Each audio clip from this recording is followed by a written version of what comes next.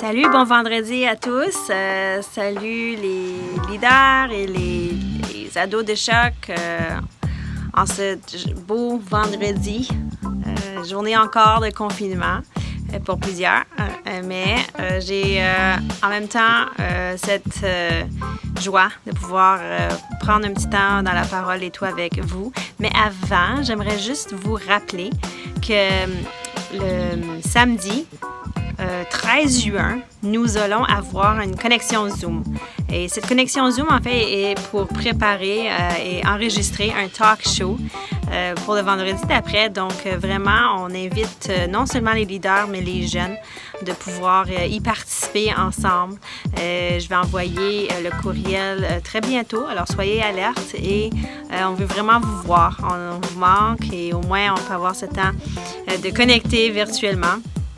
Et on pourra aussi après se revoir dans les réseaux sociaux tels YouTube et Facebook pour le talk show. Donc, ne manquez pas cette opportunité de participer. Et j'aimerais aussi en même temps juste souligner toute l'actualité qui se passe, tout ce qui a suivi la mort tragique de George Floyd. En fait, plusieurs l'ont vu, plusieurs, je suis certaine, dans nos jeunes. Vous avez vu cette mort atroce filmée. Et juste pour vous laisser savoir comment nous sommes outragés de cette mort aussi et que nous croyons à la justice sociale. Et nous voulons aussi participer de notre côté du mieux que nous pouvons à cette égalité raciale et à la justice sociale. Donc, on vous a tous à cœur, peu importe votre couleur de peau. Pour nous, ça ne dérange pas à Choc ni à l'Église Nouvel Espoir. Donc, juste pour vous laisser savoir comment on vous soutient et aussi comment on espère que cette situation puisse apporter, malgré cette tragédie, du bon pour le quotidien. J'ai vu beaucoup de politiciens se lever et parler jusqu'au premier ministre du Canada. Donc, vraiment, c'est une belle occasion pour nous tous de voir Dieu agir au-delà de nos murs de l'Église. Et ça m'a fait penser aussi à Jésus, comment lui aussi il luttait pour les injustices sociales de son époque, comment il était très différent, même au niveau des différentes races, puisque les Juifs étaient reconnus pour avoir une attitude de supériorité raciale, du fait qu'ils étaient le peuple choisi de Dieu, puis ils veulent pas, au lieu de devenir cette lumière pour les nations dont Dieu leur avait appelé à être, ils ont voulu plutôt protéger leur importance et dire que tout étranger était bizarre, qu'il fallait plus ou moins les éloigner. Et on voit cela même dans l'organisation du temple, comment ils ont changé les choses alors que Dieu avait donné des consignes à travers Moïse et au travers du temps, que ce soit Salomon avec le temple et tout.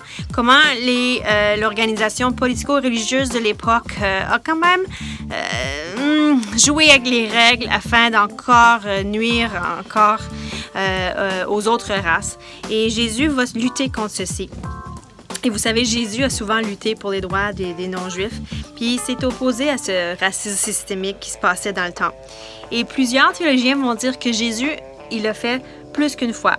Souvent, on nous enseigne que Jésus, avant la Passion, dans la dernière semaine qu'il était à Jérusalem, avait chassé les vendeurs, puis il avait renversé les tables, puis il avait dit « Ma maison sera une maison de prière pour toutes les nations ». Mais ce qu'on oublie, c'est que le texte de Jean nous indique cela au début de son ministère, alors que le texte de Matthieu et de Marc l'indique à la fin. Donc, il est possible, selon les théologiens, que ça soit arrivé 2 fois et non une fois. Donc, une fois au début, où est-ce qu'on précise dans Jean que Jésus a fabriqué un fouet. Et on va le voir ensemble dans Jean 2, 13 à 16, qui dit « La Pâque des Juifs était proche, et Jésus monta à Jérusalem, et trouva dans le temple des vendeurs de bœufs, de brebis et de pigeons, et les changeurs assis. Ayant fait un fouet avec les cordes, il les chassa tous du temple, ainsi que les brebis et les bœufs, et dispersa la monnaie des changeurs, et renversa les tables. Et il dit aux vendeurs de pigeons, « Ôtez cela d'ici, ne faites pas de la maison de mon père une maison de trafic. » Ses disciples se souvinrent qu'il est écrit, « Le zèle de ta maison me dévore. » Le zèle de ta maison me dévore. On voit aussi qu'il a fait un fouet, en fait. Il a eu pris le temps. Ça prend du temps, ça se fait pas en 2 minutes de faire un fouet. Vous êtes d'accord? Donc, il avait pensé, il avait planifié. C'était pas juste une émotion qui a juste commencé à « Wouah! » Mais il y a vraiment eu une réflexion derrière cet acte. C'était un acte réfléchi, en fait. C'était pas quelque chose d'émotif que peut-être après, « Oh, pourquoi j'ai fait ça? » Non, et c'était vraiment une réflexion. Puis c'était une colère axée sur l'injustice, qui n'était pas une colère écocentrique, mais qui était axée sur le prochain, les autres. Marc 11, 15 à 18 nous dit cette version. Et là, encore, le contexte, c'est avant la crucifixion maintenant. Ils arrivèrent à Jérusalem et Jésus entra dans le temple et se mit à chasser ceux qui vendaient et qui achetaient dans le temple. Il renversa les tables des changeurs et les sièges des vendeurs de pigeons et il ne laissait personne transporter aucun objet à travers le temple.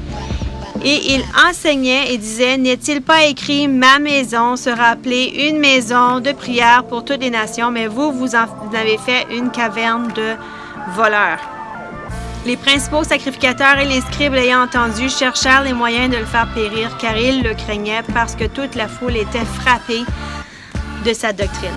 Alors ici, on voit qu'il spécifie que c'est pour que la maison de prière que sa maison soit appelée une maison de prière pour toutes les nations. Et que les sacrificateurs étaient fâchés de cela. Ils étaient fâchés qu'ils se posent à leur marché.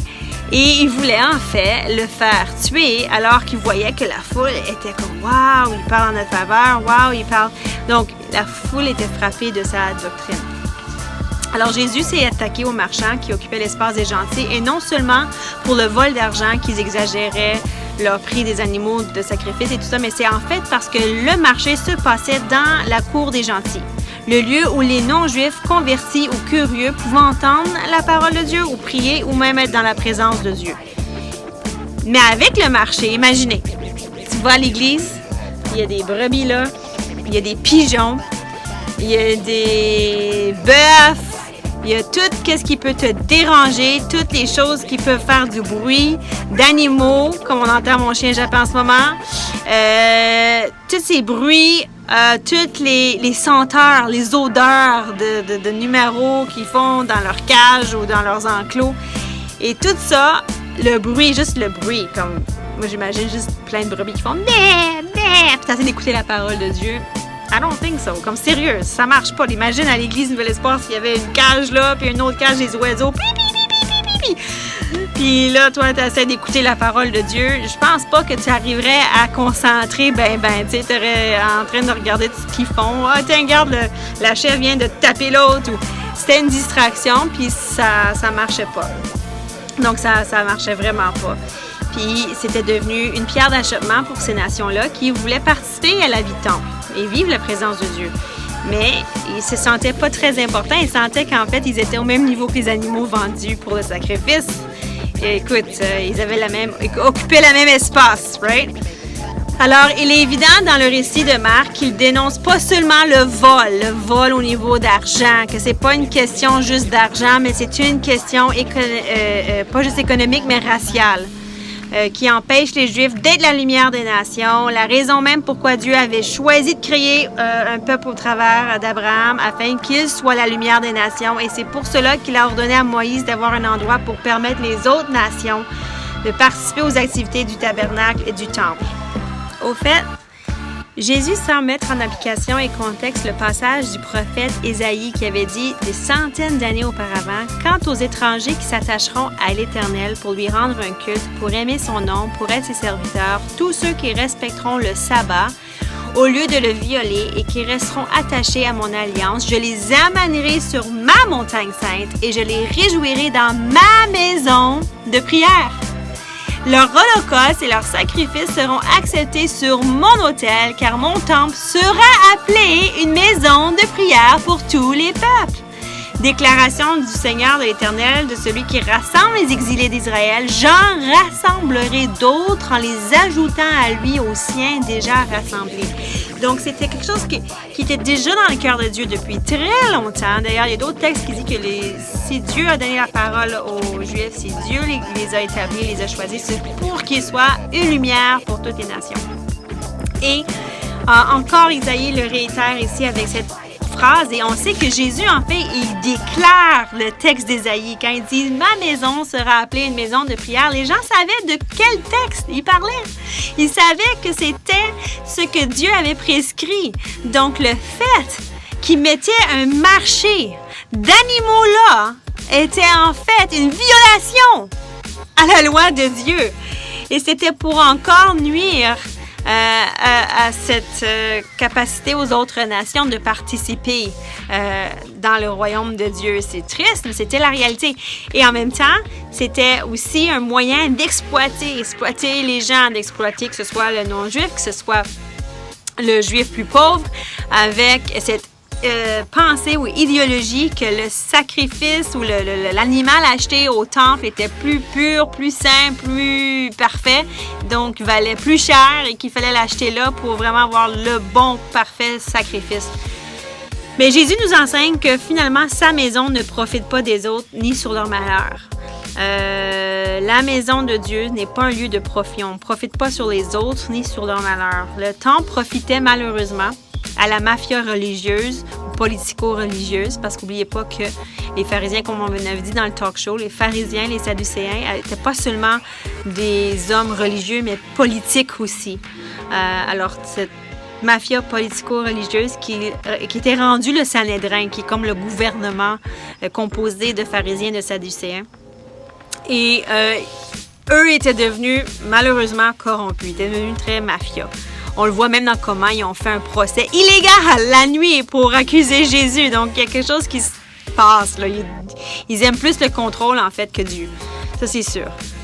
Et savez-vous aussi qu'à l'époque, lorsqu'on compare la monnaie au salaire par jour, le coût, par exemple, d'une colombe pour les sacrifices était environ de 50 à 70 $. Alors qu'on sait que ailleurs, quand elle était achetée en dehors du temple, une colombe valait peut-être 3 $ à peu près. Ou que le prix d'un agneau au temple était à peu près 400-700 $ et en dehors du temple, environ 80 $. Donc, tu vois quand que je dis qu'il y avait un profit qui se faisait. Il y a quelque chose de malsain qui se passait au niveau même de l'argent. Les gens l'ont souvent pris hors contexte, ce verset disant que tu n'as pas le droit de vendre rien à l'église.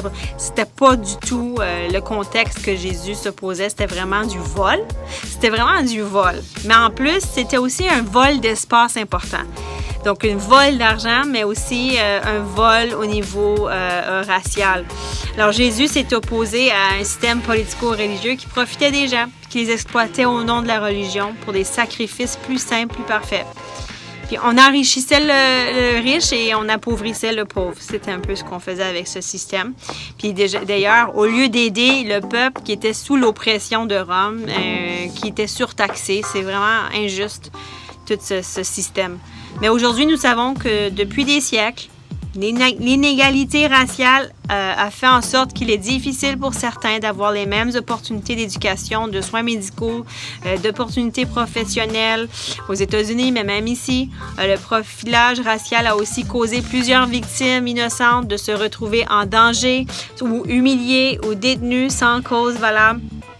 Et dans des cas extrêmes aux États-Unis, il y a eu des morts injustes comme celle de George Floyd, Breonna Taylor, Trayvon Martin et plusieurs autres, sans au départ, et on espère une différence pour George Floyd et on réclame une différence pour Breonna Taylor, morte dans son lit carrément. Mais on sait que pour Trayvon Martin, il n'y a pas eu de justice. Donc plusieurs, comme lui, n'ont pas eu de justice par rapport au meurtre qu'ils ont vécu en fait. La famille n'a pas eu de justice. Alors, certains ont vécu une injustice dans les attentes de performance. Au Canada, ça arrive beaucoup.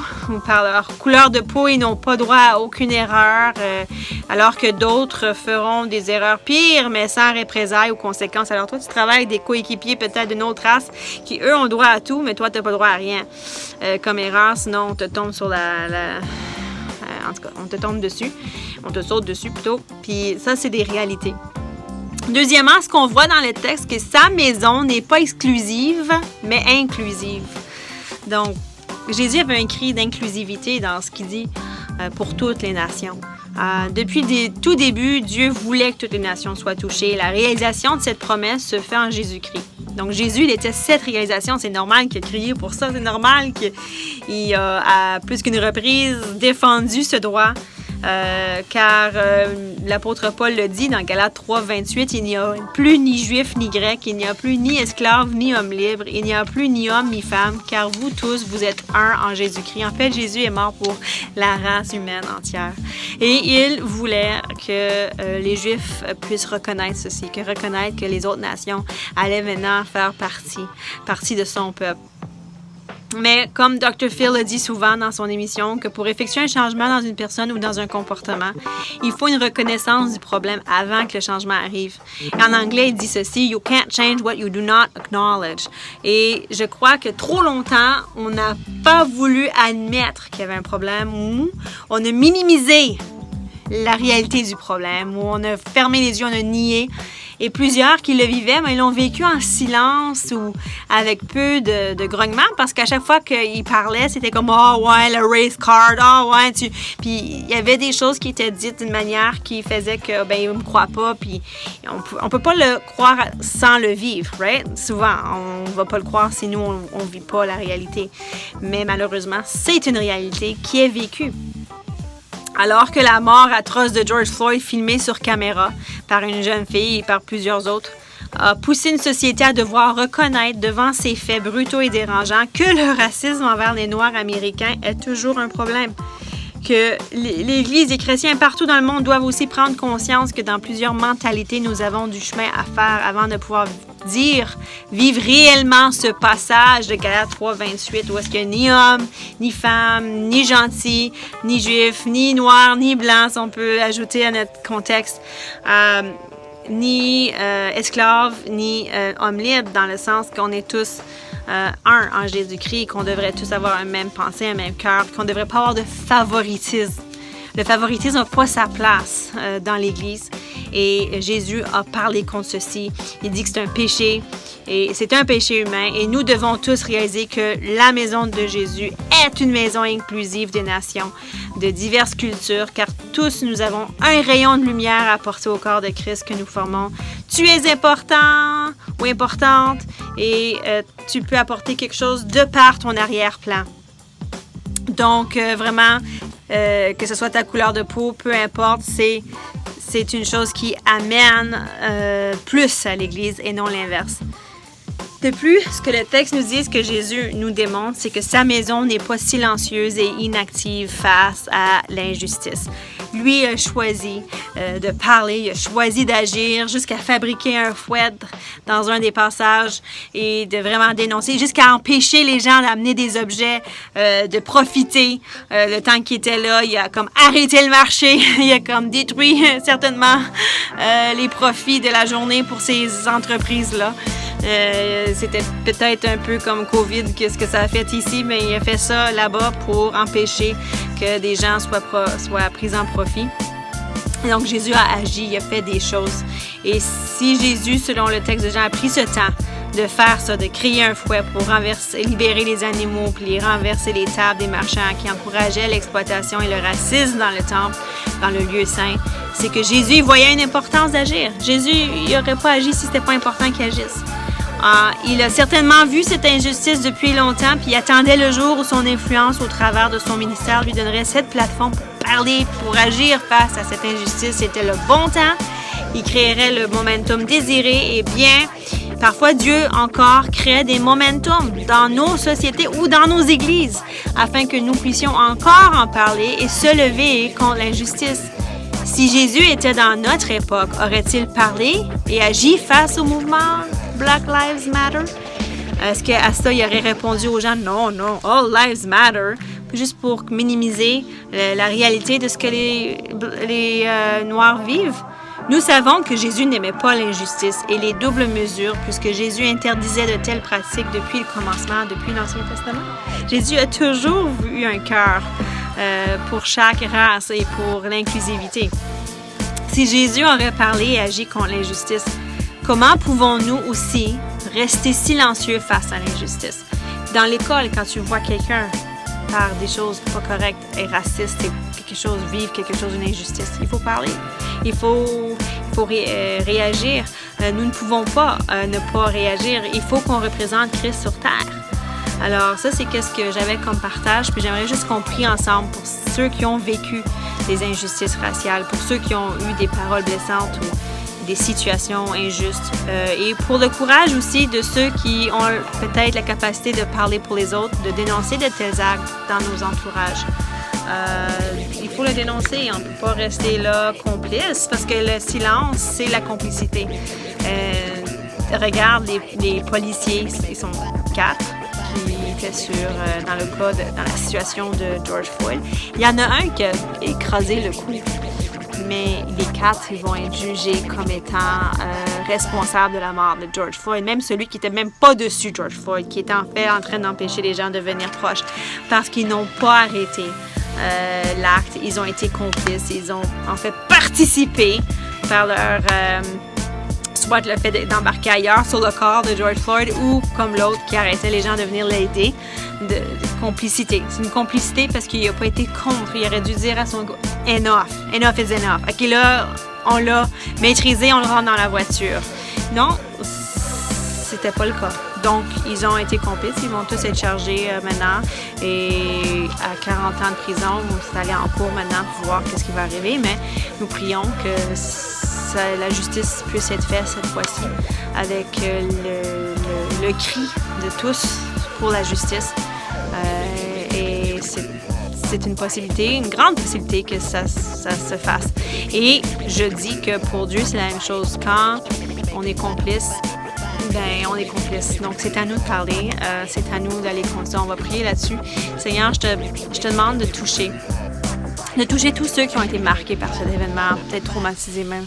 Tous ceux qui, dans leur cœur aussi, ont été blessés. S'ils sont de race noire, Seigneur, je te demande de vraiment venir à leur côté, de les consoler contre toute forme de trauma qu'ils auraient pu vivre dans leur enfance ou dans leur adolescence, toute forme de racisme qu'ils auraient pu subir. Seigneur, nous te demandons de venir guérir toute blessure. Et nous prions aussi pour tous ceux aussi qui sont peut-être blancs ou de d'autres ethnies qui pourraient parler aussi, Seigneur, contre le racisme, mais surtout tous les blancs, Seigneur, qu'on puisse avoir ce courage de venir à la défense de ceux qui sont parfois sujets à de tels propos, à de telles méchancetés. Et Seigneur, donne-nous le courage de parler, le courage de confronter le mal, de confronter l'injustice, peu importe sa forme, mais même quand elle est raciale. Nous te prions pour ceci, Seigneur, et nous te demandons ta main toute puissante dans cette situation. Nous te demandons aussi que tu puisses donner justice à George Floyd, que tu puisses donner justice à Breonna Taylor, à tous ces gens qui sont morts injustement, Seigneur. Nous te demandons, Seigneur, de mettre ta paix dans cette situation, que tu puisses finalement, Seigneur, apporter le changement dans notre société que nous crions et demandons dans ton nom tout-puissant. Amen.